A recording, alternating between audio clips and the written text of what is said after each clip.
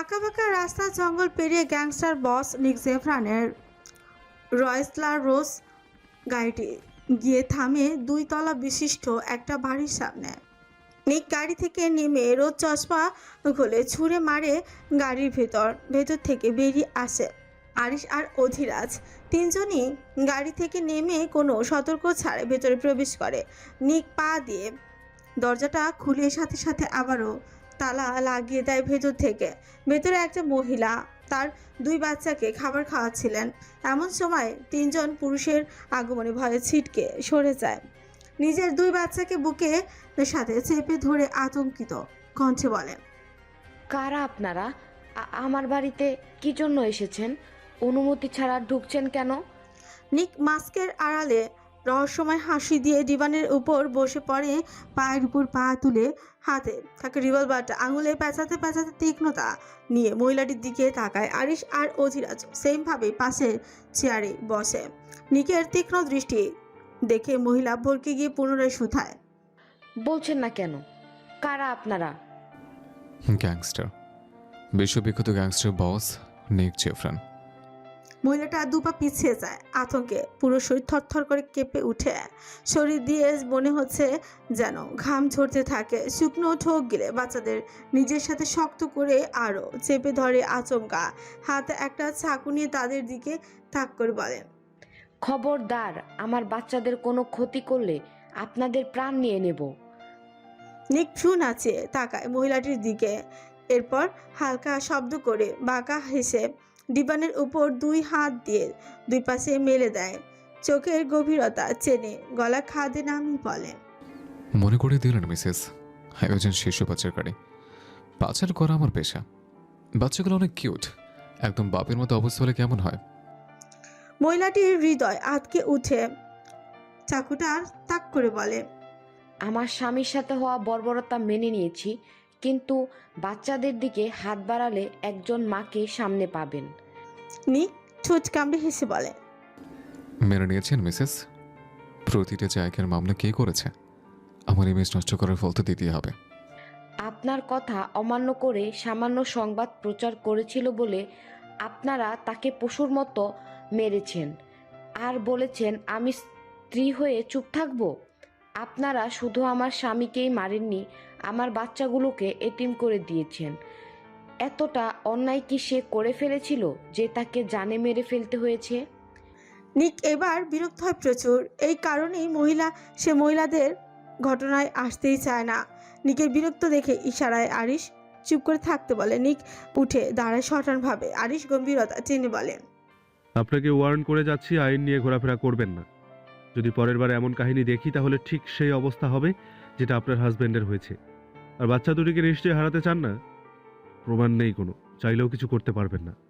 শুধু অভিযোগ করে ঘাম জড়ানোর মানে হয় না। আপনার জায়গায় কোনো পুরুষ হলে লাশ হয়ে সমুদ্রে ভেসে ভেসে যেত। বাট মেয়ে বলে একটা চান্স দিলাম। নিজে বাঁচুন আর বাচ্চাগুলোকে বাঁচিয়ে রাখুন, না হলে। আরিশ আর কিছু বলে না। বাঁকা হাসি দিয়ে সে উঠে দাঁড়ায়। নিক অনেক আগেই বেরিয়ে গিয়ে গাড়ির মধ্যে বসে থাকে। এখানে থাকলে সে রাগ নিয়ন্ত্রণ করতে পারবে না, এতটাই ধৈর্যশীল নয় সে। আফ্রিকার মতো বিস্তৃত অনতিক্রম অরণ্যসমূহ, বিশেষত কাঙ্গো বেসিন মধ্য আফ্রিকার বর্ষাবান অঞ্চল এবং সাহেল উপকণ্ঠবর্তী বনভূমি। রাত্রি তখন আকাশের বুকে নিঃশব্দ অভিশাপের মতো বিছিয়ে গেছে। কোনো তারা নেই, তার নেই চাঁদের শীতল আলোক। আছে কেবল আকাশ জুড়ে ঘনীভূত এক ছায়াময় স্তব্ধতা, যার নিচে জমে ওঠা পৃথিবীটাকে আর্থিক, মানসিক, এমনকি নৈতিক দিক থেকেও বিভ্রান্ত করে তোলে। সেই নিস্তব্ধতার দেহেও ভেদ করে ধীরে ধীরে অপ্রতিরোধ অগ্রসর হচ্ছে একটি কালো ধাতবদেহী গাড়ি, যার ইঞ্জিনের শব্দের গম্ভীর অরণ্যের স্পন্দনও বিকৃত। গাড়ির ভেতরে বসে থাকা 3টি অস্তিত্ব, 3টি আলাদা শ্বাস, 3টি ভিন্ন মানসিক দৃঢ়তা। তবুও এই মুহূর্তে তারা যেন এক অভিন্ন স্তব্ধতাকেও ধারণ করে চলেছে। নিক পেছনের দিকে ডান পাশে বসে থাকা সেই মানুষটি, যাকে সমাজ সংজ্ঞায়িত করে ভয় দিয়ে, কিন্তু যার চোখে কেবল নির্লিপ্ত হিংসাবোধের গভীরতা। তার ভাবনাগুলোর মুখাপ স্পর্শ করে না, বরং ভেতরে এক ধরনের গা চাপা অভ্যস্ততা বিরাজমান, যা অপরাধকে পেশা নয় নৈমিত্তিকতা করে তোলে। তার বাম পাশে বসা আছে অধিরাজ। চোখে রয়েছে ক্রমাগত সচেতনার ছায়া। চোখ জানালার বাইরে দিকে স্থির, কিন্তু মন যেন ভেতরে অজানা সুরের ক্রমাগত সুর মিলিয়ে যাচ্ছে। প্রতিটি পেশি যেন সমন্বয়হীন নিঃশ্বাসের অনুসরণে বিদ্ধ। অধিরাজ জানে অরণ্য পথে কোনো স্থিরতা নেই। প্রতিটি বাঁকই হতে পারে অন্তিম দৃশ্যের প্রাকমঞ্চ। রাস্তার পিচ গলে মিশে গেছে মৃত পাতার স্বরে। গাছেরা এত কাছে এসে দাঁড়িয়েছে যে তারা কোনো মানবিক কথোপকথনের জন্য নয়, বরং নীরব বিচার সভা বসিয়ে রেখেছে। অরণ্যের বাতাস ভারী কণ্ঠে চেপে বসে থাকা ক্লান্ত বিষাদের মতো জমাট ও নিরুত্তর, অথচ বোঝা যায় স্পষ্ট এই নীরবতা স্বাভাবিক নয়। এখানে কিছু আছে যা অতি পরিচিত হয়েও ঠিক চেনা যায় না। হেডলাইটের কুয়াশা ভরা আলো জঙ্গলের ভেতরে এক অস্থায়ী করিডোর নির্মাণ করে, কিন্তু আলো যত এগোয় ছায়া তত ঘনীভূত হয়, পেছনে জমে ওঠে। এই যাত্রা কাজের উদ্দেশ্যে শুরু হলেও পথে নেমে আসা নৈশব্দ, প্রকৃতির অতি চেনা অথচ শত্রু ভাবাপন্ন দৃষ্টি এবং প্রত্যেক চরিত্রে অন্তর্মুখী সংশয়। নিকের গম্ভীরতা ছুটে যায় কিচ্ছুর শব্দে। চোখের চশমা খুলে রাখে, সাথে সাথে পেছন থেকে শুট করে দেয়। ঠিক তখনই শোনা যায় একটা বুক চিরে আসার চিৎকার। হুট করে বুলেট প্রুফ গাড়িটা থেমে যায়। আরিশ হাতের গানটাকে চেপে ধরে, ঠোঁটে ঠোঁট চেপে গাড়ি থেকে নেমে দাঁড়ায়। পেছন পেছন অধিরাজও আসে।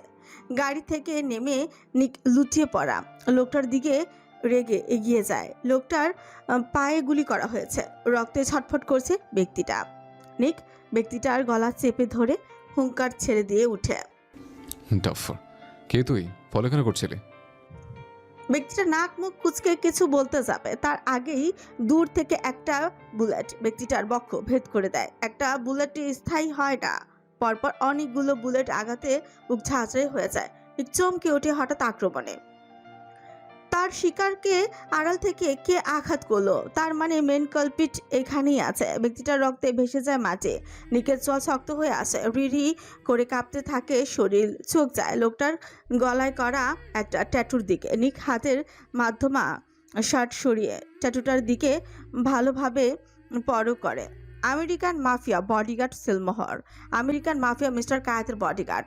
নিক শ্বাস টেনে বড় বড় করে রাগে নিজের নিয়ন্ত্রণ হারিয়ে ফেলে। মিস্টার কায়েতের খোঁজে পাশে তাকাতে হুট করে দুপা পিছিয়ে যায়, চোখ মুখ চেপে ধরে নাক মুখ কুচকে ফেলে। অধিরাজ চোখে হাত দিয়ে বলে, বস, মেবি ওসি গ্যাস ছাড়া হয়েছে, চোখ মুখ ঝলসে যাচ্ছে। নিক চেহারা শক্ত করে গাড়ির কাছে চলে আসে। অতিরিক্ত রাগের তাপে গাড়ির উপর হাত দিয়ে ঘুষি মেরে চেঁচিয়ে ওঠে, Fuck, fuck. That son of a pig. Run away. Arish নিজের চুল চেনে বলে, মিস্টার কায়াতের হঠাৎ আক্রমণের কারণ?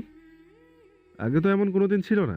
অধিরাজ কাপা গলায় বলে, হয়তো এনির জন্য পাগল হয়ে গিয়েছে, একের পর এক চাল চলছে, কুকুরের মতো হয়ে আছে। নিলাম কেন্দ্রের সেই 18 জন গ্যাংস্টার, বাট কায়াত পরপর শত্রুতার জাল বিছিয়ে রাখছে। নিকের চোখ মুখ শক্ত হয়ে আসে, তাদের মুখ এখনো জ্বলছে। ওসি গ্যাস সম্পূর্ণরূপে পরিচিত অলিও রেজিন ক্যাপসিকাম, এক ধরনের প্রাকৃতিক রাসায়নিক যা মূলত মরিচের নির্যাস থেকে তৈরি করা হয়। এটি একটি অতি প্রভাবশালী চোখ ও শ্বাসযন্ত্রে জ্বালা সৃষ্টি করা রাসায়নিক অস্ত্র, যা সামরিক পুলিশ এবং আত্মরক্ষার ক্ষেত্রে বহুল ব্যবহৃত হয়, বিশেষ করে পেপার স্প্রে ও ক্রাউড কন্ট্রোল গ্রেনেড হিসেবে। আবার অনেক সময় নিরাপত্তা ভিত্তিক কাজও ব্যবহার করা হয়। তিনজন পূর্বের ন্যায় গাড়িতে গিয়ে বসে। আরিশ গম্ভীর আর রাগ নিয়ে বলে, মিস্টার কায়াতকে আমি দেখে নেব, তুই পাচারের কাজে ফোকাস দে নিক। 17টা যুবতী মেয়ের প্রয়োজন, আরও খুব দ্রুত সংগ্রহ করতে হবে। নিক কপাল খিসে বলে, আগামী 72 ঘন্টার ভেতরে প্রাইভেট জেট রেডি রাখিস। এর মধ্যে 17 জন যুবতী পাচার সেলে আসবে। নিক গাড়ি ঘুরিয়ে নিচের ব্ল্যাক ভাইপার মেনশনের দিকে অগ্রসর হয় আর সোজা নিজের বাংলোতে চলে যায়। রুমে গিয়ে গায়ের কোটটাকে ছুঁড়ে ফেলে দিয়ে বেঁকিয়ে রাখা ডার্ক চেয়ারের মধ্যে বসে পড়ে ছন্নছাড়া অবস্থায়। নিজের চুলগুলোকে এলোমেলো করে জোরে জোরে শ্বাস টানে। ওয়াইনের ছিপি খুলে এক নিঃশ্বাসে সবটা গিলে ফেলে। বুক চিরে বেরিয়ে আসে আর্তনাদ। কেমন আছো তুমি অ্যানি? ভুলে যাচ্ছি তোমাকে আমি, কিন্তু দেখো ভুলতে পারছি না। এটা কি আমার দোষ নাকি তোমার? রক্ত নিয়ে উল্লাস করা আমার কাজ, মেয়ে নিয়ে নয়। তারপরও আমার মনে মিশে গেলে, থমকে দিলে আমার নরপশু মনটাকে, কিন্তু যুদ্ধ করে থামিয়ে দিলাম সেই মনটা। ভালোবাসাকে উৎসর্গ করে দিলাম। তুমি তো আমার সম্পত্তি নও। রাত্রি তার নীরবে ছায়াচ্ছন্ন বিস্তার করে যখন আকাশের ক্যানভাসে নক্ষত্রহীন এক অন্তহীনতা আঁকে, তখনই প্রকৃতির প্রতিটি উপাদান যেন এক সম্মিলিত মৌনতায় শপথবদ্ধ হয়। এক নিঃসীম নিস্তব্ধতায় শব্দ এক নিষিদ্ধ বস্তু, যার অনুপস্থিতি আর আরও জোরালোভাবে শ্রুতিগ্রাহ্য হয়ে উঠছে। ঘড়ির কাঁটার শব্দ পর্যন্ত বাজছে পুরো রুম জুড়ে। রাতের অন্ধকারে রাত 2টার কাছাকাছি বদ্ধ কাউচ ঘেরা ব্যালকনির মধ্যে এনি দাঁড়িয়ে আছে। তার দৃষ্টি এখনো ঝলমলে আকাশের দিকে নিবদ্ধ। নিজেকে অনেক বদ্ধ মনে হচ্ছে, এমনকি নিজেরও শ্বাসও মনে হয় যেন কারো অনুমতি না নিয়ে বেঁচে থাকার স্পর্ধা করছে। এই রাত্রির স্তব্ধতা কেবল শ্রবণেন্দ্রিয়কে নয়, অনুভূতির পরতকে আবিষ্ট করে তোলে। মুখোমুখি হতে আকাশের কালো চাদরে জড়িয়ে থাকা এই নিস্তব্ধ রাত্রি এনির জন্য যেন শেষ হচ্ছে না। সময়ের স্থবিরতা নয়, বরং এক অনন্ত প্রত্যাশার আবরণ। এই বাড়িটা এক নরক কেন্দ্র মনে হয়। কালো রং রাঙানো প্রতিটি দেয়াল আর জিনিসপত্র এখানে আত্মার গহনতম প্রশ্নগুলো আলো খুঁজে নিস্তব্ধতায়। এই নৈশব্দ একাধারে আশীর্বাদ ও অভিশাপ। এনি হাঁটু পর্যন্ত ঘন চুলগুলো বাতাসের সাথে নড়ে চড়ে উঠেছে। কাউচ দিয়ে থাকার কারণে কোনো বাতাসও প্রবেশ করতে পারছে না। জাস্ট একটা জানালা খোলা, সেখান থেকে মৃদু বাতাস ভেসে আসছে। এনির চোখের পানি টলমল করছে, চোখের নিচে কেমন শুকিয়ে আসছে। ঝলমলে আকাশটার দিকে তাকিয়ে এনি তাচ্ছিল্য হেসে বলে, তারাগুলো তো আমার বন্ধু ছিলে। আমি অমাবস্যায় ঢেকে গিয়েছি, অথচ দেখো তোমরা ঠিক জ্বলজ্বল করছো। এনি কথা শেষ করতে পারে না। এমন সময় আচমকা ঝড়ের গতিতে কেউ পেছন থেকে ঘাড় চেপে ধরে। হুট করে এমন হাওয়াতে এনি মৃদু জোরে কান্না করে ওঠে। নিজের হাত দিয়ে ছাড়ানোর চেষ্টা করতেই চুলে টান পড়ে। ঘাড়টা এমনভাবে চেপে ধরেছে যেন ভেঙে ফেলবে। একটা হিংস্র হায়নার থাবার থেকে কম নয়। এনি ছটফট করছে। ঠিক তখন ওই পেশিবহুল একটা হাত তার চিবুক চেপে ধরে চিবিয়ে চিবিয়ে বলে, কি আছে তোর মধ্যে বল, সত্যি করে বল, কি আছে? তোর জন্য হাজার পুরুষ কেন এত উন্মাদ হয়ে আছে? তারা কেন তোকে চিনে নেওয়ার জন্য কুকুরের মতো লেলিয়ে আছে? Handsome rubbish. এনির পুরো মুখ লাল হয়ে গিয়েছে নিকের থাবায়। চিবুক এমনভাবে চেপে ধরেছে যে ওর চোখ উল্টে আসার উপক্রম। ইনি হাঁপাচ্ছে, ছুটোছুটি করছে। নিকের চোখগুলো অসম্ভব লাল হয়ে আছে। এনির দিকে তাকে বড় বড় শ্বাস নেয়। এরপর এক প্রকার রাগ আর জেদ নিয়েই গলা ছিঁড়ে দেয়। এনি যেন প্রাণ ফিরে পায়। গালে হাত দিয়ে নিকের দিকে তাকিয়ে বলে, আপনার মতো জানোয়ার যখন লেগে আছে তখন অন্যদের কি বলবো? মেয়ে নিয়ে তামাশা করা আপনাদের পেশা নিক জেভরান। তারাও তামাশার জন্যই আমায় খুঁজছে। নিক এনির বাহু চেপে ধরে বলেন, ওদের কাছে গেলে খুব ভালো লাগতো। এনি তাচ্ছিল্য হাসি দিয়ে বলে, আরে ওরা কিছু করার আগেই মরে যেতাম, কিন্তু আপনি তো মরার সুযোগও দিচ্ছেন না। তিলে তিলে মারছেন আমাকে দিনের পর দিন। ওরা যদি জানোয়ার হয় তাহলে আপনি সেটার তৈরি দাতা। নিকের রাগান্বিত চোখ দুটি তড়িৎ গতিতে এনির দিকে নিক্ষেপ করে। দাঁতে দাঁত পিষে এনির পুড়ে যাওয়া হাতটায় শক্ত করে চেপে ধরে। ব্যথাতুর জায়গায় শক্ত স্পর্শ পেতে এনি চোখ বন্ধ হয়ে আসার উপক্রম। মনে হচ্ছে এখনই জ্ঞান হারাবে সে। পুরো শরীরে এক প্রকার ঝাঁকুনি দিয়ে উঠছে। নিক সেই পোড়া স্থানে ইচ্ছে করে আরও জোরে চাপ দিয়ে নিজের সম্মুখে এনে বলে, চোখ নামিয়ে কথা বলবে আমার সাথে। প্রতিটা কথা সীমা রেখে বলবে। আমার সাথে কেউ কলউচিয়ে কথা বলতে পারে না। লিমিট ক্রস করলে জাহান্নামের নমুনা দেখিয়ে আনবো। এনি চোখ দিয়ে ঝরঝর করে পানি পড়ছে। জাহান্নামের যাওয়ার ক্ষমতাটাই আপনার আছে, জান্নাতে যাওয়ার ক্ষমতা নেই। আপনাদের মতো জানোয়ার ধর্মহীনরা কোনো দিনও জান্নাতের নাম শুনতে পারবেন না। এনির ঘৃণার সাথে কান্না মিশ্রিত চোখে তাকিয়ে থাকে নিকের গম্ভীর লাল হয়ে থাকা চোখের দিকে। সে এখন আর ভয় পায় না কাউকে। কি ভয় কিসের? যেখানে সম্মানের নিশ্চয়তা নেই, জীবনের নিশ্চয়তা নেই, সেখানে আর ভয় কিসের? তোদের মতো শরীর দেখানো মেয়েদের দাম্ভিকতা সাজে না। শরীর দেখে পুরো সিরিজ করা তোদের কাজ। নিকের এমন কথা এনির শরীর ঘৃণায় জ্বলে উঠছে। নিকের স্পর্শগুলো মনে হচ্ছে একটা পচনশীল জিনিস। এনি নিজেকে দমিয়ে রাখতে না পেরে পুনরায় নিকের গোপন জায়গায় আঘাত হানে। আপনি কি জারজ ছিলেন? মায়ের পেট থেকে হওয়া একজন সন্তান কিভাবে একটা মেয়েকে নিয়ে এসব বলতে পারে? বাবার আদর্শ পাননি আপনি, নাকি অবৈধ ছিলেন আপনি? এনির কথাটা বলার সাথে সাথে চারিদিকে নিস্তব্ধতা। পুরো কামরা থেকে বেলকনি সব জায়গায় পিনপিন নীরবতা। এনি চোখ তুলে তাকায় নিকের দিকে। নিকের চোখ নিচে, তবে শরীর আগের তুলনায় শক্ত। এনি সরে আসতে চায় সামনে থেকে। ঠিক এমন সময় এক ভয়ঙ্কর শব্দে চারপাশ ঝংকার তুলে। এতটা উচ্চ আওয়াজ ছিল যে এনি ভয়ে কান চেপে চিৎকার দিয়েছে। তার সামনে থাকা বেলকনির অর্ধেক কাউচ ভেঙে পড়ে মেঝেতে ছড়িয়ে গিয়েছে। এনি নিকের দিকে তাকাতে আটকে ওঠে। নিকের চোখের দিকে তাকানো যাচ্ছে না। ধূসর চোখ নয়, যেন আগুনের লাভা। হাত থেকে অনবরত রক্ত ঝরছে। নিক ঘাড় ঘুরিয়ে এনির দিকে তাকায়। এনি ভয় দুপা পিছিয়ে যায়।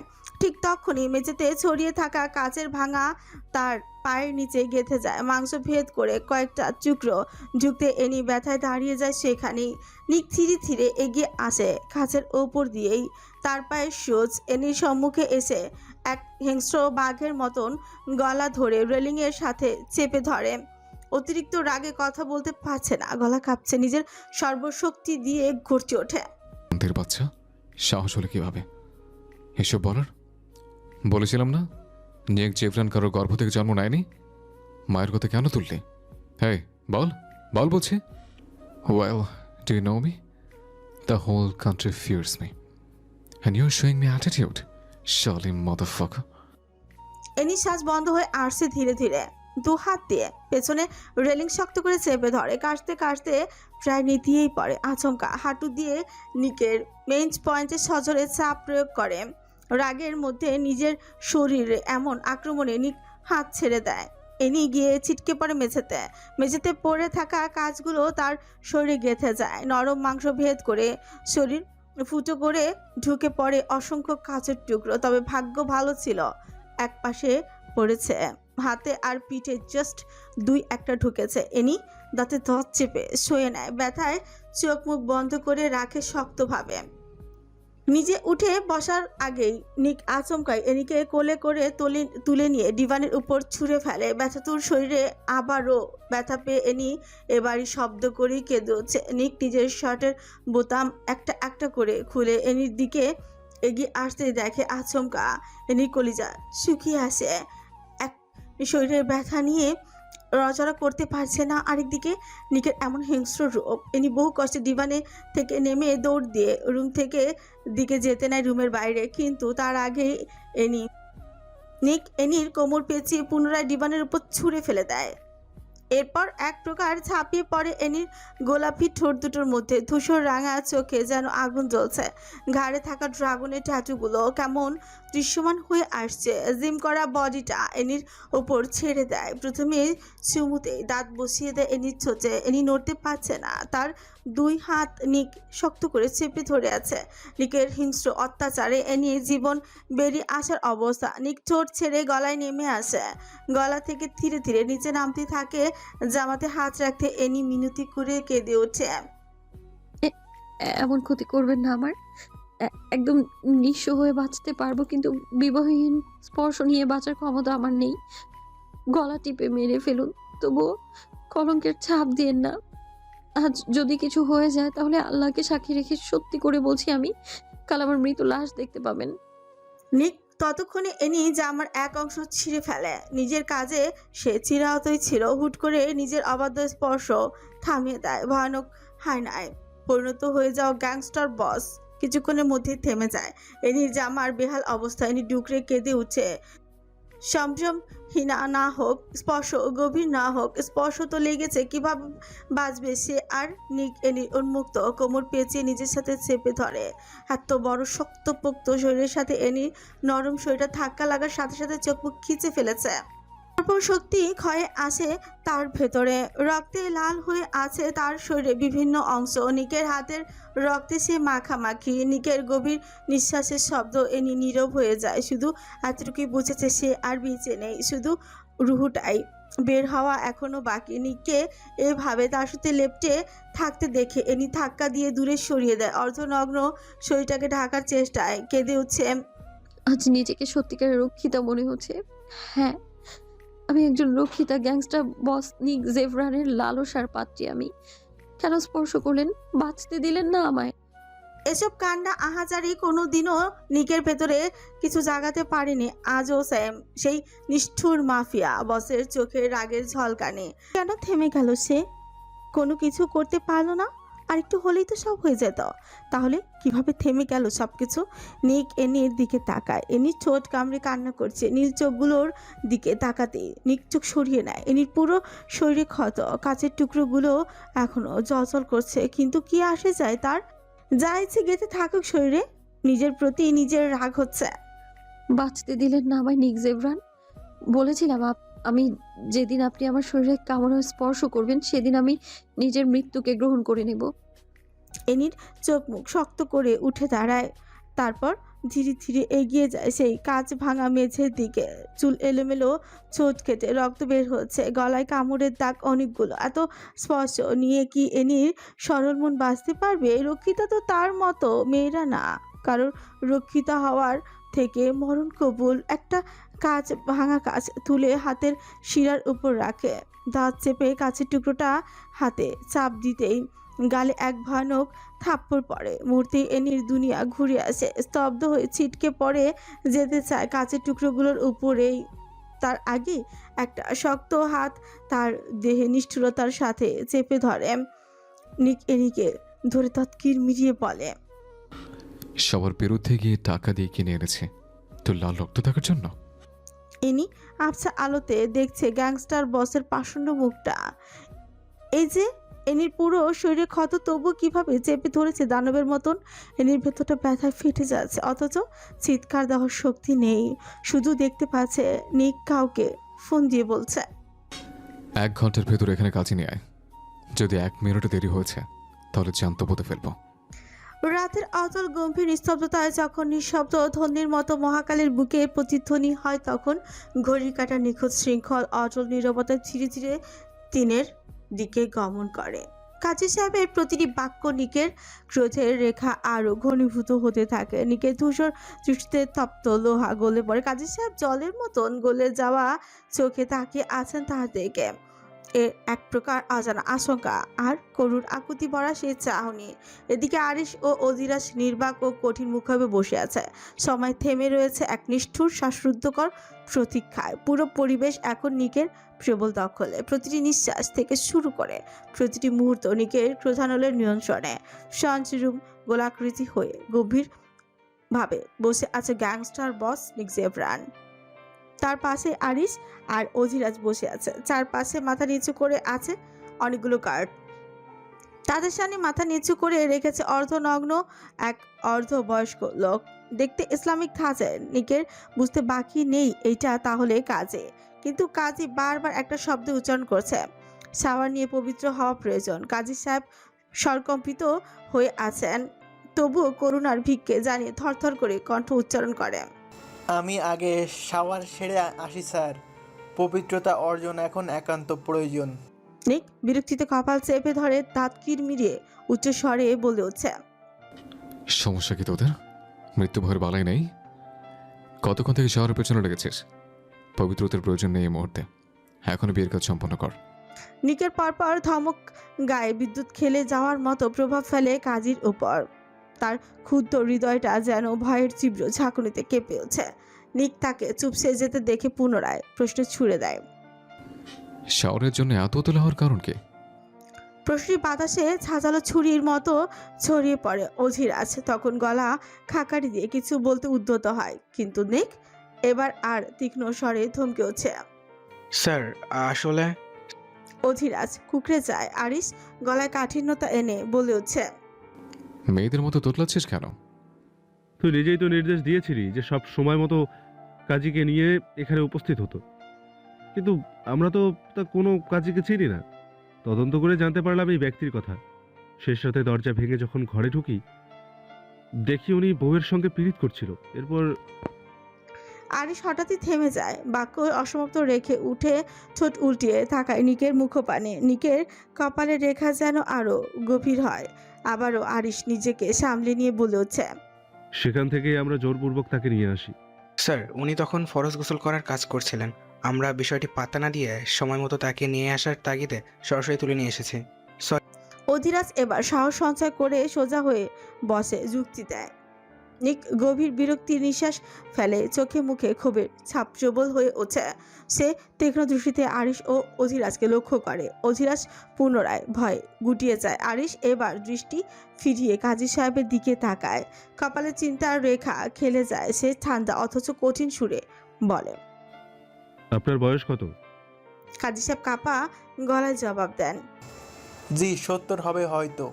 আরিশ দাঁত কিরমিরিয়ে উঠে রাগ সংবরণ না করে প্রশ্ন ছুড়ে দেয়, 70 বছর বয়সেও ফরজ গোসলের প্রয়োজন পড়ে? এখনো এত তেজ কিসের?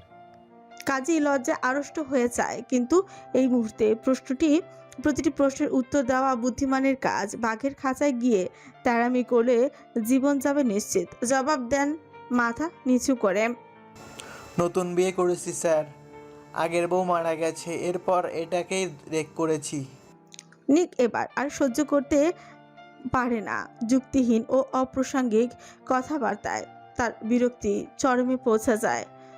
পরিবেশে হিম শীতল নিস্তব্ধতা নেমে আসে। সেই নীরবতা চিরে নিক প্রচণ্ড ঝাঁঝালো ও হুঁশিয়ারিমূলক কণ্ঠে ঘোষণা দেয়, 5 মিনিটের মধ্যে শাওয়ার সেরে পবিত্র হয়ে এখানে আসবে। 1 মিনিটে দেরি হলে টেবিলে রাখে প্রতিটি ধারালো অস্ত্র তোর শরীরের ভেতর দিয়ে চালিয়ে দেব। নিকের আদেশ পাওয়া মাত্রই সাথে সাথে কাজী হন্তদন্ত হয়ে গাড়ির উদ্দেশ্যে ওয়াশরুমের দিকে চলে যায়। কাজীর অন্তর্দানের পরপরই নিকের চোখ দয় ধূসর ছায়া, রক্তপিপাসু শকুনের দৃষ্টি হয়ে এনির উপরে স্থির হয়। তার গভীর আর ঠান্ডা হুকুমদারি কণ্ঠস্বর নিঃশব্দ প্রলয়ের পূর্বাভাস হয়ে ওঠে, যা চিত্রা মাসির দিকে ঘুরে হিংস্র আদেশে বর্ষণ করে। 2 মিনিটের মধ্যেই মেয়েটিকে জ্ঞান ফেরানো হোক। এইভাবে মারার মতো পড়ে থাকলে হবে না। নিকের কণ্ঠস্বরের কর্কশতা চিত্রা মাসির অন্তর আত্মা শিউরে উঠছে। ভয় কুকড়ে যাওয়া চেহারায় আতঙ্কের ছায়া লেগে থাকে। কাপা হাতে সামান্য জল ছিটা দেয়, কিন্তু এনির কোনো ভাবান্তর নেই। নিক বিরক্ত হয়ে চিত্রার হাত থেকে পুরোপুরি পাত্রের পানি এনির মুখে ঠেলে দেয়। অতিরিক্ত পানি পড়াতে এনির নিঃশ্বাস বন্ধ হয়ে আসার উপক্রম। এনি ছটফটিয়ে উঠে শ্বাস নিতে না পেরে এরপর ধীরে ধীরে পিটপিট করে চোখ মেলে। চোখ জোড়া লাল আর ফুলে আছে, সমস্ত শরীর যন্ত্রণার এক অবর্ণীয় ক্যানভাস। ঠিক তখনই উমাদের মতো ছুটে আসেন কাছে। ভেজা চুলে এলোমেলো পোশাকে কোনো রকমে ভয়ে আগের স্থানে গিয়ে বসে পড়ে। তাড়াহুড়োর প্রতিটি ছাপ শরীর জুড়ে গেঁথে আছে। এনি কষ্টে মাথায় হাত দিয়ে বসে, দৃষ্টি ঝাপসা হয়ে আছে। তবুও আরিশের অবয়ব চিনতে পারে। নিজেকে স্থির করার ব্যর্থ চেষ্টা করে। দৃষ্টি ঘুরিয়ে দেখে কালো কুচকুচে শরীরের অধিকারী, শক্তপোক্ত, ভয়ঙ্কর অথচ বিস্ময়করভাবে সংবেদনশীল মুখবে অধিরাজ। এনি ফিসফিস করে, ভাইয়া।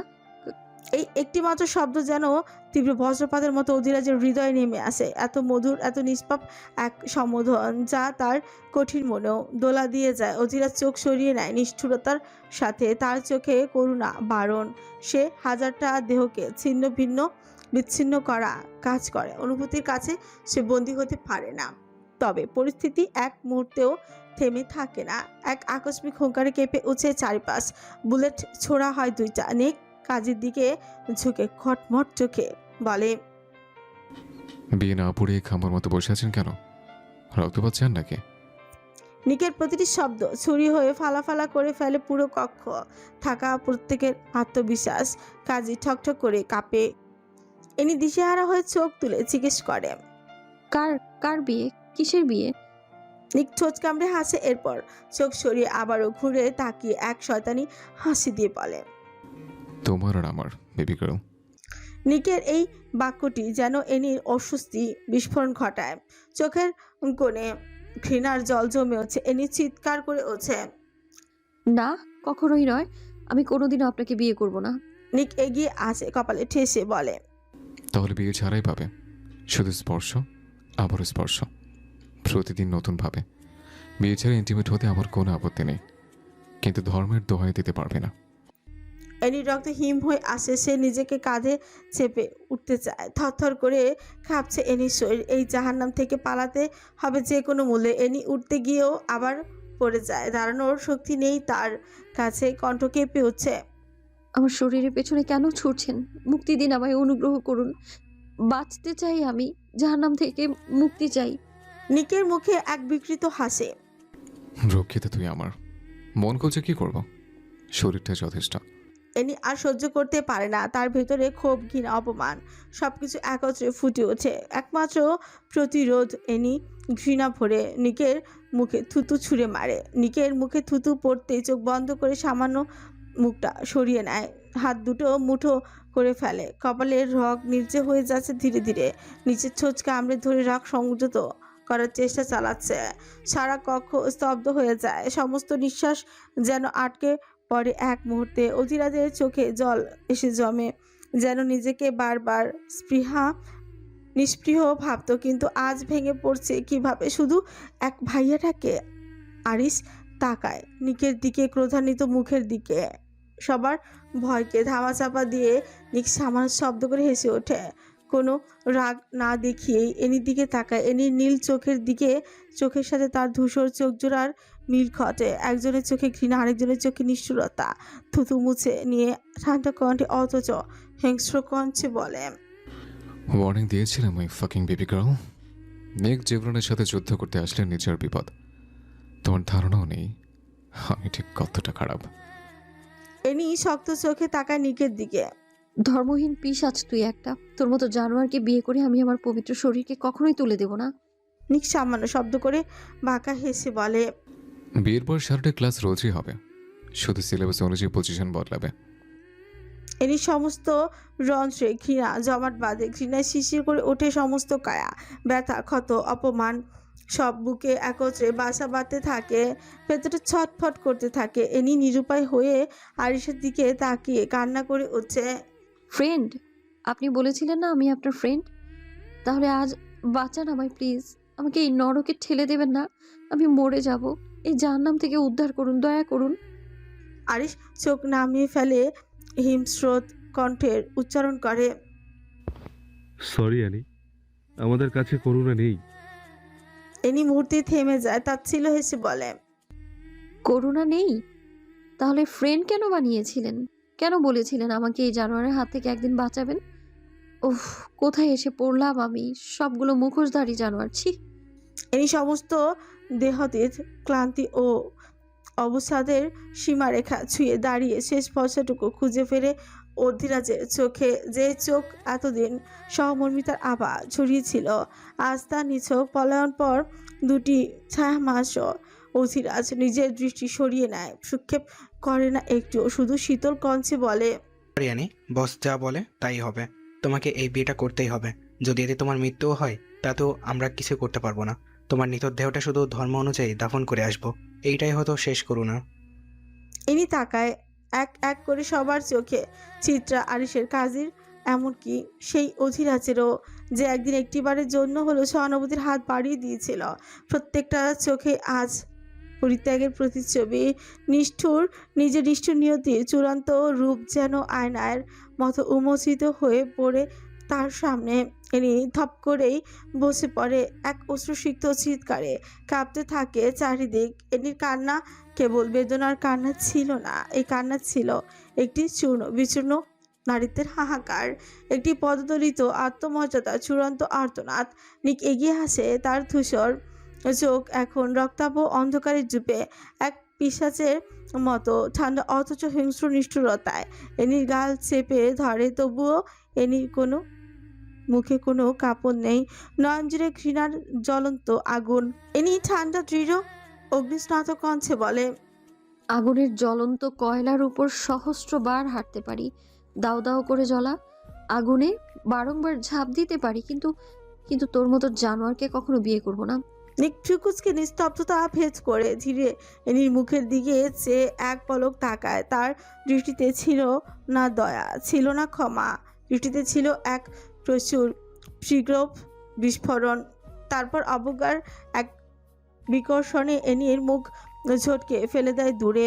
এনি যন্ত্রণায় আর লাঞ্ছনায় নিজের ভারসাম্য হারিয়ে ছিটকে পড়ে যায় শীতল মেঝেতে। কাটা স্থানগুলো ব্যথায় টকবগি উঠে একটি নির্বাক পদতলী কুসুমের মতন। ছিটটা মাসিকে কাপড়ে মুখ গুজে কান্না করে উঠছে। একটা নিষ্পাপ মেয়ের সাথে হওয়া অন্যায় সে সহ্য করতে পারছে না। অভিভাবকদের শিকলে বাধা হয়ে আছে সে এনির কাছে। নারীত্বের করুণা নিয়ে মুখে কাপড় গুজে কেঁদে উঠছে, তবে তার কান্না শব্দহীন ভাবে আছে, কারণ প্রতিশব্দ শোনার কেউ নেই এখানে। সে পারছে না একটি ভাঙা অসহায় মেয়েকে রক্ষা করতে। চিত্রার চোখে শুধু জল গড়িয়ে পড়ছে, শুধু লজ্জা অসহায় নিয়ে এখন নিজের অস্তিত্বের প্রতি বিতৃষ্ণা লাগছে। নিক দাঁত কটমট করে কিছুক্ষণ চোখ দুটো লোহিত রঞ্জিত অগ্নি শলাকা এক ভয়াল বর্বরতা ছড়িয়ে দিতে দিতে দুজন ব্যক্তিগত দেহরক্ষীর উদ্দেশ্যে আদেশ ছুড়ে দেয় পৈশাচিকভাবে। তার কণ্ঠ অমুক ফায়ারিং স্কোয়াডের অধিনায়কের শেষ নির্দেশ। জ্বলন্ত কয়লা নিয়ে আসা হোক। নিকের কথাটা বিকট এক শব্দ হয়, শব্দ নয়, যেন বজ্রপাত নামিয়ে আনে বাক্যটি। ঘরের প্রতিটি প্রাণ, প্রতিটি প্রতিধ্বনি স্তব্ধ হয়ে পড়ে। লিভিং রুমের দেয়ালগুলো পর্যন্ত যেন সরে যেতে চায় সেই হুকুমের আঁচ থেকে। আরিশ চোখে তোলে তাকায় নিকের দিকে, কণ্ঠে চরম দ্বিধা ও হালকা প্রতিবাদ জানিয়ে বলে, এটা কি বেশি প্রয়োজন নিক? কিন্তু এরিসের প্রশ্ন ধাক্কা খেয়ে ভেঙে পড়ে। গ্যাংস্টার বস সেই প্রশ্নের উত্তর দেয় না, কারণ পরক্ষণেই ঘরে প্রতিধ্বনি হয় সেই গ্যাংস্টার বসের তাণ্ডবিক গর্জন। কি বলিস শুনতে পাসনি? জ্বলন্ত কয়লা নিয়ে আসা হোক। নিকের সেই হুঙ্কারে গার্ড দেয় কুণ্ঠাহীনভাবে অদৃশ্য হয়ে যায়। তারা মনে হচ্ছে মৃত্যুর বার্তাবাহক, আগুনকে সঙ্গে নিয়ে আসার জন্য নিযুক্ত। এনি দেহর তখনও নিস্পন্দন মেঝেতে পড়ে আছে। সে মেঝেতে পড়া অবস্থায় তাকিয়ে থাকে, চোখে কেবল বিস্ময় নয়, রয়েছে এক ধরনের স্থবিরতা। সে অনেক আগেই আতঙ্কে পুড়ে ছাই হয়ে গেছে। কারো মুখে উচ্চারণ বা শব্দ নেই, সকলেই কেমন নিঃশব্দ গাধার মতন মূর্তি হয়ে আছে। কাজী কাঁপছে ভয়ে, নির্বিচারে ঠান্ডা ঘাম ঝরছে তার কপাল বেয়ে। সেই এতদিন লোকমুখে শুনেছিল নিক জেফরানের নাম, আজ সচক্ষে সেই নামের ভয়ের মূর্ত প্রতিচ্ছবি দেখছে। মাত্র 5 মিনিটেই আগুন নিয়ে আসে মানবতার উপর ঘোষিত এক নিষ্ঠুর আগ্নেয়াস্ত্র। লালচে আহরং ধোয়ার থলিতে মোড়ানো গনগনে কয়লা। নিক তার ঠোঁটের কোণে হিংস্র বাঁকা হাসি মেলে মেঝের দিকে ইঙ্গিত করে বলে, মেঝেতে ছড়িয়ে দে। গার্ডরা মাথা নিচু করে নিঃশব্দে আদেশ পালন করে। একটি পিপাসু শৃগালের মতো তাদের হাতে রাখা চিমটি দিয়ে তারা জ্বলন্ত কয়লাগুলোর ছড়িয়ে দেয় মেঝেতে, যেখানে প্রতিটি খণ্ড আগুন অপেক্ষা করছে নৃশংসতার উৎসবের জন্য। চিত্রা মাসি আর সহ্য করতে পারে না, মৃত্যু ভয় দূরে ঠেলে দিয়ে আকুল হয়ে পড়ে। সৃষ্টিকর্তার নাম ডেকে হাত জোড় করে ভিখারিনীর মতন এগিয়ে আসে। এমন করবেন না স্যার, মেয়েটা মরে যাবে। সে তো আপনার কিছু নেয়নি। দয়া করুন স্যার।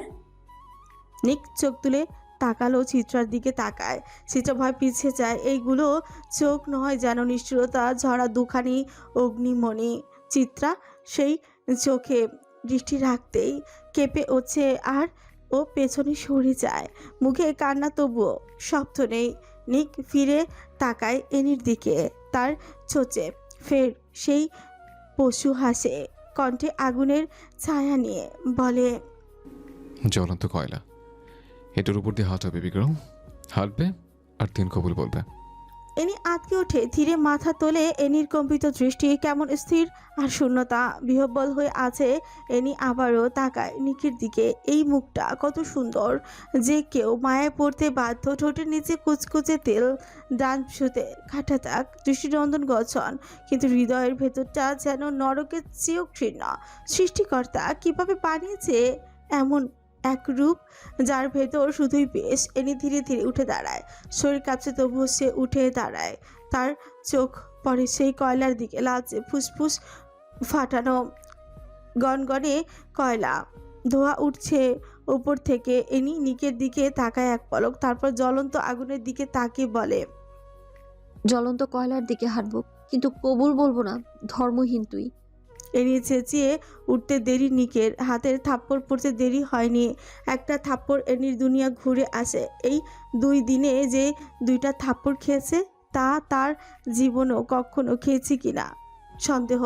নিক এনির ঘাড়ের পেছনের অংশ চুপ করে ঘামছে ধরে বলে, খবরদার বান্তির বাচ্চা, জ্ঞান হারানো যাবে না। আজ বিয়ে হলে তোকে চাইবো, আর না হলেও চাইবো। রাগ নিয়ন্ত্রণ করে আছি বলে ভালো ভেবে নিয়েছিস? এনি নিকের হাতের বাঁধনে থাকা অবস্থা ছটফট করে বলে। করবো না আপনাকে বিয়ে আমি, ধর্মহীন জানোয়ার আপনি। নিক এনির কানে হিসিয়ে বলে, না, আমার বাপ মুসলিম ছিল, বাট বিয়ে তো করতেই হবে, নাহলে তোমার পুরো শরীর প্রতিটা দেশ দেখবে। পর্ন স্টারদেরও ছাড়িয়ে যাবে তুমি, বেবি গার্ল। এনি থমকে যায়, কাপা গলায় বলে, মানে কি বলতে চাইছেন আপনি? নিক ছুঁচ কামড়ে হেসে বলে, রক্ষী তাদের সামলাতে গেলে সিসি ক্যামেরা লাগিয়ে রাখতে হয়। তোমার ড্রেস চেঞ্জ থেকে শুরু করে প্রতিটি জিনিসের ভিডিও আমার কাছে আছে। বিয়ে করে একজনের কাছে মরতে চাও নাকি হাজারটা পুরুষের লালসার কাছে? নিক কথাটা বলে এনির কাছ থেকে সরে আসে, নিচে ছোঁচ কামড়ে ধরে, পুনরায় ডার্ক বাঁকানো চেয়ারে বসে পড়ে। এনি স্তব্ধ হয়ে নিচের দিকে তাকিয়ে আছে। এনিকে স্তব্ধ হতে দেখে আরিশ কপাল কুঁচকে নিকের দিকে তাকায়। নিক পাকা হেসে স্টিকের টেবিলের ওপরে রাখা ধারালো চাবুক দিয়ে ঠক ঠক শব্দ করে। কাজী ভয় শিউরে উঠছে আবারও। শব্দের মানে বুঝতে পেরে বিয়ের কাজ শুরু করে দেয়। নিককে কবুল বলতে বললে নিক এনির স্তব্ধ হয়ে যাওয়া মুখটার দিকে তাকিয়ে রহস্যময় হাসি দিয়ে বলে, কবুল কবুল কবুল কবুল কবুল। নিককে একাধারে কবুল বলতে দেখে কাজী ফরকে যায়, কঞ্চে ভয় নিয়ে বলে, থেমে যান স্যার, আর বলতে হবে না, 3 বার বললেই হবে। সংখ্যা আগে জানার উচিত ছিল। নিক থেমে যায়, কাজের দিকে বিরক্তি নিয়ে বলে। কাজী থতমত খেয়ে যায়। টেবিলের উপর এমন ধারালো অস্ত্র, এমনকি তার ভয়ে জীবন বের হয়ে যাওয়ার মতো অবস্থা, তার উপর চোখের সামনে এমন নরকীয় কাহিনী। নিক এনির দিকে তাকিয়ে বলে, মেয়েকে কবুল বলতে বলুন, খুব দ্রুত। 3 কদম কলের উপরে এগিয়ে যাবে আর 3 বার কবুল উচ্চারণ করবে। কাজী সাহেবের কোনো নির্দেশ ছাড়াই এনি কবুল উচ্চারণ করে। জ্বলন্ত আঙ্গারের উপর নিজের পা রাখে, মুহূর্তেই পায়ের তলা ছুঁয়ে যায় সেই প্রজ্বলিত কয়লার উল্লাসফিত তাপ। ছ্যাদ করে উঠে পায়ের নিচের চামড়া, সাথে সাথে আরিশ দাঁড়িয়ে যায়। লিভিং রুমে থেকে বেরিয়ে যায় সে। ভালোবাসার মানুষের এমন নির্মম দৃশ্য দেখার মতো শক্তি তার নেই। অধীরাজ চোখ বন্ধ করে ফেলে। নিক পৈশাচিক হাসি দিয়ে তাকিয়ে আছে এনির দিকে। পায়ের নিচে প্রতিটি কোষ যেন বিদ্রোহ ঘোষণা করে। মস্তিষ্ক বিভ্রান্ত হয়ে পড়ে। ব্যথা এত গভীর হয় যে চিৎকার করাও হয়ে পড়ে বিলাসিতা। আঙুলগুলো অবশ হয়ে যায়, স্নায়ু উত্তাপে পুরে ছিন্ন ভিন্ন হয়ে গিয়েছে। রক্ত প্রবাহ বদ্ধ হয়ে কালচে বর্ণ ধারণ করে। হাড় অবধি ব্যথা হয়ে যায়। এনির ছোট্ট খাট্ট শরীরটা বেঁকে ওঠে। সৌন্দর্যের প্রতীক ছিল যে এনি, তার চোখে মুখে শুষ্কতার ছাপ। ব্যথায় জর্জরিত হয়ে আচমকা পা সরিয়ে নেয়। রক্তে ভেসে ওঠে তার ডান পা। পায়ের নিচের অংশ পুড়ে লাল হয়ে গিয়েছে। সাথে সাথে ব্যথা সহ্য করতে না পেরে আল্লাহ শব্দটি উচ্চারণ করে। সাথে সাথে মেঝেতে বসে পড়ে, কিন্তু তার আগেই কোনো শক্ত হাত শূন্যে ভাসিয়ে তোলে। এনি কথা বলতে পারছে না, জ্ঞান হারাবে যে কোনো সময়। নিক এনির দিকে তাকে গম্ভীর হয়ে বলে, 2 বার কবুল উচ্চারণ করে অজ্ঞান হয়, বেবি গার্ল, নাহলে যা বলেছে সব করবো। এনি একবার দেখে নেয় পিশাচ নিককে। ইজ্জত রক্ষার ভয়ে জ্ঞান হারানোর আগেই দুইবার উচ্চারণ করে কবুল কবুল। নিক বাঁকা হেসে এনিকে নিয়ে উপরে উঠতেই থাকে। এনির শরীর নিস্তেজ হয়ে আসে। জ্ঞান হারিয়েছে অনেক আগেই। কাজী নিজের জীবন বাঁচাতে প্রাণপণে দৌড়ে পালায়, তবে তাকে কেউ আটকায়নি। যেখানে কাজ শেষ সেখানে আটকানোর কোনো কারণই নেই।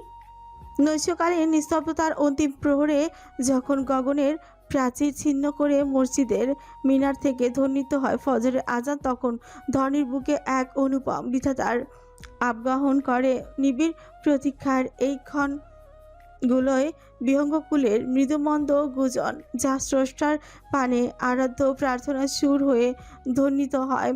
বাতাস মিশে থাকে এক রহস্যময় অতিয়ন্ত্রিত তাহা, যা হৃদয়কে করুণার্থ প্রার্থনার আবেশে আচ্ছন্ন করে তোলে।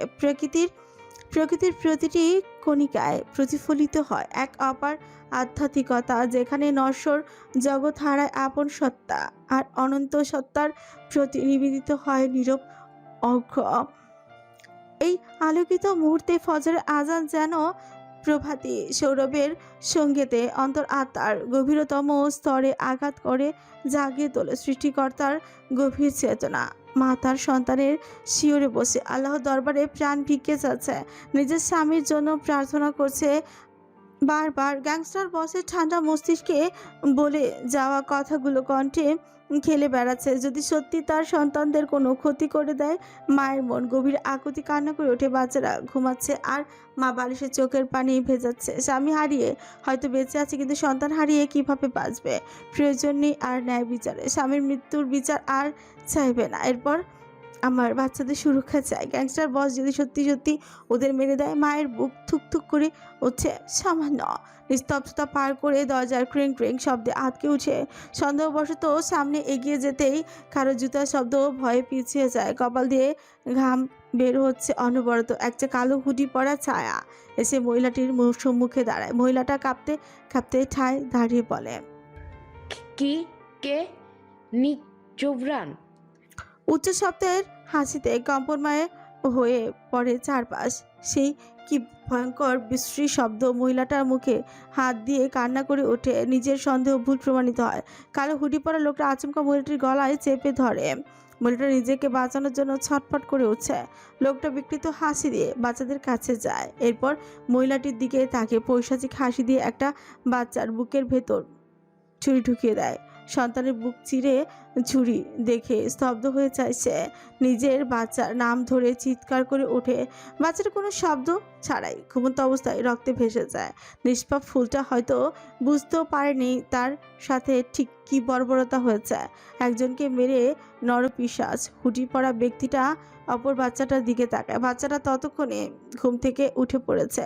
নিজের ভাইয়ের রক্তাক্ত লাশ দেখে কান্না করে উঠে মায়ের সাথে কোনো আগন্তুককে ধস্তাধস্তি করতে দেখে উচ্চস্বরে ডাকতে থাকে। 6 বছরের বাচ্চাটা গগন কাঁপিয়ে চিৎকার করতে থাকে। মহিলাটা লোকটার হাত থেকে ছুরি নেওয়ার জন্য ছোটাছুটি করতে থাকে, কিন্তু একটা ছেলের শক্তির কাছে কি একজন মেয়ের শক্তি খুবই নগণ্য। লোকটাও রেগে আচমকায় মহিলার বুকে ছুরি ঢুকিয়ে দেয়। মুখ থেকে কিছু অকথ্য ভাষায় গালিও দেয়। একটা আঘাতে সীমাবদ্ধ থাকে না, একাধারে অজস্র আঘাতে রক্তাক্ত করে ফেলে। মহিলাটার রক্তে ভেসে যায়, তবুও সন্তানের বাঁচার আকুতি জানিয়ে বলে, মারবেন না ওকে, আমার পুরো বংশ শেষ করবেন না, ওকে বাঁচতে দাও। মহিলাটার রক্তে মেঝেতে গড়াগড়ি খাচ্ছে। ব্যথায় নিচের জীবন বেরিয়ে আসছে। তাজা রক্তে ভেসে যাচ্ছে পুরো রুম। রক্তের টাটকা গন্ধ। লোকটাও পৈশাচিক আনন্দ পাচ্ছে। লোকটা ছুরিটা নিয়ে বাচ্চাটার দিকে এগিয়ে যেতেই মহিলাটা পুনরায় লোকটার পা ধরে ফেলে। 2 পা আটকে কান্না করে বলে, দয়া করো, আমার একটা বাচ্চাকে বাঁচতে দাও, মেরো না ওকে, আমার অস্তিত্ব সব এভাবে ধ্বংস করে ফেলো না, দয়া করো আমাদের ওপর করুণা ভিক্ষা চাইছি। মহিলাটা নিঃশ্বাস নিতে পারছে না। বাচ্চার শেষ আকুতি নিয়ে বারবার মিনতি করে যাচ্ছে। লোকটা নিষ্ঠুরতার সাথে পা দিয়ে ধাক্কা দেয়। লোকটার সাথে ধাক্কা মহিলাটা ছিটকে পড়ে। নানার ক্ষমতা আর নেই, শুধু ঝাপসা চোখে দেখতে পাচ্ছে তার জীবন্ত সন্তানের বুকে ছুরি ঢোকানো হচ্ছে। মা নিজের চোখে সেই দৃশ্য আর দেখতে না পেরে চিৎকার দিয়ে ওঠে, আল্লাহ, তোমার বান্দার সাথে এমন বর্বরতা হতে দিও না, নরপশুটাকে জ্বালিয়ে দাও, আর আমার সন্তানকে বাঁচিয়ে দাও। কিন্তু হায় আফসোস, মায়ের দোয়া হয়তো সেদিন আরশের মালিক কবুল করে নি। ছেলের চিৎকারের শব্দে মা কাপা চোখগুলো খুলে দেখতে পাচ্ছে তার সন্তানের বুকে অজস্রবার ছুরি চালানো হচ্ছে। অচেতন হয়ে পড়ে থাকা তার দুইটা নিষ্পাপ শিশু ফুল। মহিলাটা নিধিয়ে পড়ে। লোকটা মহিলাটার দিকে এগিয়ে এক পলক তাকে হুড়ির আড়ালে রহস্যময় হাসি দিয়ে বেরিয়ে যায়। একদম নিঃশব্দে নিজের গন্তব্যে এগিয়ে যায়, থাকে না কোনো প্রমাণ। মহিলাটার মৃত্যুর আগে নিজের চোখের পানি ছেড়ে বলে, স্বামী হারিয়েছি, সন্তান হারিয়েছি, নিজে রক্তাক্ত হয়েছি। হাসরের ময়দানে তোমার দরবারে এই বর্বরতার হিসাব চাই। বন্ধ হয়ে যায় চোখ দুটি। রুহটা আজরাইল খপ করে এসে নিয়ে চলে যায়। বন্ধ রুমে পড়ে থাকে তিনটা রক্তাক্ত দেহ। কিন্তু কে মেরেছে এমন? আছে কি কোনো প্রমাণ? কেউ পারবে এই রহস্য উন্মোচন করতে? সকালের আকাশে রিচ্ছ ও দীর্ঘস্থায়ী আলো একত্রিত হয়ে অর্ধ চন্দ্র আকৃতির হালকা রশ্মির মতো নগরের প্রতিটি কোণ ও ছাদে অনিবার্যভাবে বিস্তৃত হয়েছে। সকালের সৌন্দর্য কখনো নিখুঁতভাবে নির্মল নয়, এর গভীরে লুকানো রহস্য ও অপ্রত্যাশিত অন্ধকার। ব্যাপার মেনশনের একটা বদ্ধ রুমে কালো পর্দাগুলো বাতাসের সামনে দুল খাচ্ছে। রুমের মধ্যে আহত হয়ে নিস্তেজ হয়ে পড়ে আছে অ্যানি। নিক অ্যানির সামনে থাকা ডিভানে দু হাত দুপাশে রেখে বিরক্তি নিয়ে তাকিয়ে আছে। চিত্রা মাসি অ্যানির কপালে বারবার জলপট্টি দিয়ে যাচ্ছে। জ্বরে গা পুড়ে যাচ্ছে। অ্যানি ঘুমের মধ্যে ফুঁপিয়ে উঠছে, শরীরে যন্ত্রণাদায়ক ব্যথা দিয়ে, যেন সে নিজের মৃত্যুকে দেখছে। পায়ের পাতাগুলো পুড়ে লাল হয়ে আছে। অ্যানি যন্ত্রণা ছটফট করছে। চিত্রা মাসি নিকের নিষ্ঠুরতার দিকে আর চুপ থাকতে পারেনি। ভেতরে ভয়টাকে নিয়ে আতঙ্কে আকুতি করেই বলে, স্যার, মেয়েটা মরে যাবে যদি দ্রুত চিকিৎসা করানো না হয়। এই সব পুরা শরীরে ক্ষত স্থানগুলোতে ইনফেকশন হয়ে যাবে। কিছু করুন স্যার। চিত্রা মাসি সামান্য কেঁদে উঠছে, কিন্তু পুনরায় আবারও ভয় করতে শুরু করে। ভেতরে তার আগ বাড়িয়ে কথা বলাটা নিয়ে স্যার এখন নিশ্চয়ই রেগে গিয়েছে, কিন্তু চিত্রার ভাবনা ভুল ছিল। চিত্রা সামনে তাকিয়ে দেখে একটা মেয়ে ডাক্তার এসেছে, সাথে অধিরাজও রয়েছে। ডাক্তার ধীর পায়ে এসে অ্যানির পাশে বসে। অ্যানির এমন অবস্থা দেখে কিছুটা আটকে উঠে অ্যানির মুখের দিকে তাকে স্তব্ধ হয়ে যায়। নিজের স্তব্ধতা কাটিয়ে উঠতে না পেরে অন্য ঘরে চলে যায়। এতটা সুন্দর কোনো মানুষ আদৌ হয়? এটা মেয়ে নাকি কোনো পরী? সৌন্দর্যের কারণে শরীরের প্রবাহিত রক্তগুলো যেন দৃশ্যমান। এত লাস্যময় কেন এই নারী? ডাক্তারকে এক ধ্যানে অ্যানির দিকে তাকিয়ে থাকতে দেখে নিক বিরক্তি নিয়ে অধিরাজের দিকে তাকিয়ে বলে, কাকে নিয়ে এসছিস তুই? নারোডবি কোনো পুরুষকে নিয়ে আসিস নি তো? অধিরাজ থতমত খেয়ে যায়। মিসেস সানা আফ্রিকার একজন অনেক বড় বিজ্ঞ ডাক্তার। ছেলে হওয়ার কোনো চান্স নেই। ওনার স্বামী সন্তান সবই আছে, সবাই চেনে ওনাকে, তাই উনি মোটেও ছেলে নয়। অধিরাজ আত্মবিশ্বাসী স্বরে রেখেই বলে, স্যার, গঠন পরিবার সব যাচাই করেই তো মেয়েই দেখছি। নিক রেগে কি মিটিয়ে উঠছে। যদি মেয়ে হয় তাহলে এইভাবে আরেকটা মেয়ের দিকে তাকিয়েছে কেন? ম্যাডামের দিকে কে তাকায় না স্যার? যে দেখে সেই তো তাকায় থাকে। অধিরাজ কথাটা বলে থামে, তবে মনে মনে আওড়ায়, উনি যদি আজ এত সুন্দর না হতেন তাহলে হয়তো তার জীবনটা অন্যরকম হতো। এমন কোমল মেয়ের স্থান এত জঘন্য নরকে কখনো হতো না। ওনার কোমলতা, সৌন্দর্য আজ ওনার জন্য অভিশাপ। নিক ভ্রুকুঞ্চিত করে ফেলে। রাগে থরথর করে কেঁপে ওঠে শরীর। সবাই তাকিয়ে থাকে। মানে? নিক গম্ভীর হয়ে এনির মুখটার দিকে তাকায়। কিছুক্ষণের মধ্যেই একটা বক্র হাসি দিয়ে ছুট পাকায়। ডাক্তারকে এখনও এনির দিকে তাকিয়ে থাকতে দেখে নিজের ধৈর্য হারায়। সামনে ওয়াইনের গ্লাসটা চেপে ধরে ধমকে উঠছে, ফক! আর এক মুহূর্তে মুখের দিকে তাকালে চোখ তুলে নিয়ে আসবো। You're goofing around here. You're goofing around here instead of working. যার জন্য আনা হয়েছে সেটা দ্রুত করে 10 মিনিটের মধ্যে রুম ত্যাগ করবে। নিকের ধমকে কেঁপে ওঠে ডাক্তার। নিজে হুঁশে আসতে গলা শুকিয়ে আসে। নিক হাতের গ্লাসটাকে ভেঙে দূরে ছুঁড়ে ফেলে দেয়। হাত দিয়ে সামান্য রক্ত ঝরে টিস্যু পেপার দিয়ে নিজেই মুছে ফেলে। মহিলাটা এসব দৃশ্য দেখে নিজের নিয়ন্ত্রণ হারাতে শুরু করে। শরীর কাঁপছে ভীষণভাবে। নিজেকে নিজে কোনো রকমে ধাতস্থ করে এনির পাহাগুলোর দিকে তাকায়, নিজের নাক মুখ কুচকে চিত্রার দিকে তাকে প্রশ্ন করে। ওনার এমন কিভাবে হয়েছে? জ্বলন্ত কয়লা লেগেছে। নিকের কণ্ঠ পেয়ে ডক্টর সেই দিকে তাকায়, এরপর শ্বাস সঞ্চয় করে প্রশ্ন করে। কিভাবে হয়েছে এমন? নিক খার কাত করে তাকায় ডক্টরের দিকে। ডক্টর ভয়ে আবারও শিউরে উঠছে। নিক নিজের দৃষ্টিতে রাগ মিশিয়ে বলে, বরফের উপর দিয়ে হাঁটছিল আর সেখান থেকে জ্বলন্ত কয়লা লেগেছে। নিকের এমন উদ্ভট উত্তরে অধীরাজ চোখ বড় বড় করে তাকায়। বরফের উপর কয়লা রাখলে সেটা কি আর জ্বলন্ত কয়লা থাকে? কয়লা নিজেও তো বরফে পরিণত হয়। ডক্টর নিকের কথাটা বুঝতে না পেরে বলে, বরফের উপর জ্বলন্ত কয়লা রাখলে সেটা আর জ্বলন্ত থাকে নাকি? নিক নিজের ধৈর্য হারিয়ে বলে, ডক্টর কি বালপাকনামি করে হয়েছেন? যখন অন্যকে প্রশ্ন করবেন তখন নিজে কেন বালের পেছনে বেছে নিয়েছেন? দ্রুত নিজে কাজ করুন, আর একটা কথা বের হলে জবান বন্ধ করে ফেলবো।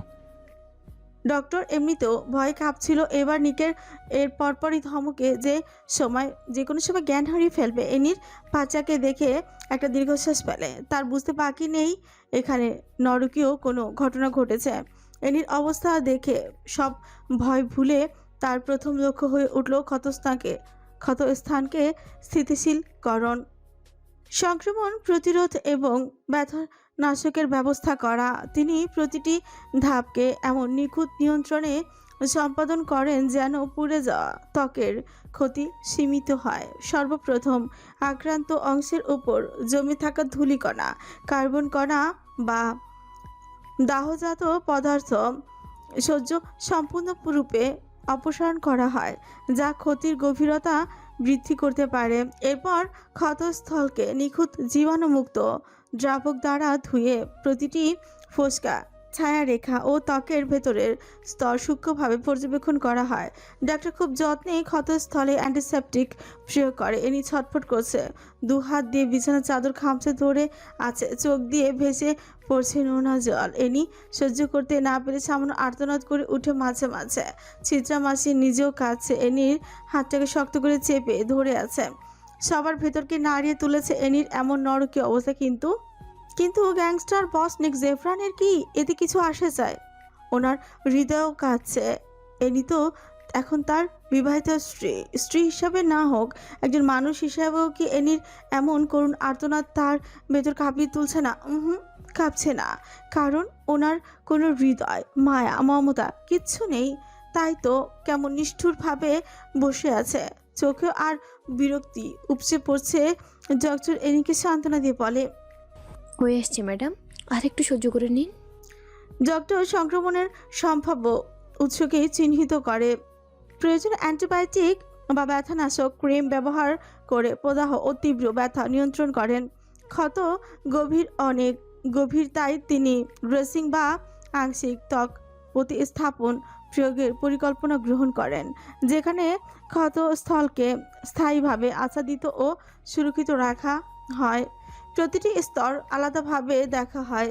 উপরের লাল ফোসকা অংশ, মধ্যস্তরের ধূসর বা সাদা ক্ষয়প্রাপ্ত অংশ এবং নিচের স্থিতিশীল ত্বক, যাতে কোনো অংশ সংক্রমণ বা স্থায়ী ক্ষতি সৃষ্টি না করে।